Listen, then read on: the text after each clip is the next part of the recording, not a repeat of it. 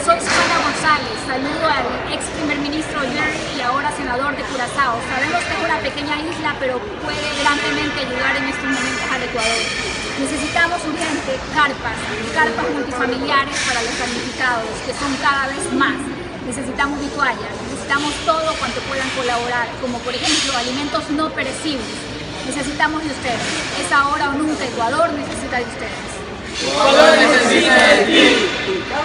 El día de ayer recibí una llamada de ayuda de mis hermanos ecuatorianos a través de la parlamentaria Susana González para que contribuyamos con los damnificados del terremoto del sábado 16 de abril.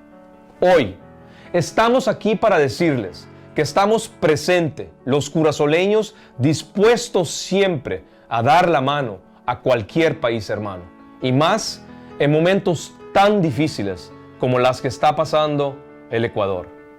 Hermanos ecuatorianos, con la ayuda de la Cruz Roja de Curazao, allá van 234 carpas que servirán para que varias familias en las zonas afectadas puedan de alguna manera hacer frente a este momento tan duro que están atravesando. Quiero que sepan que no están solos, estamos con ustedes.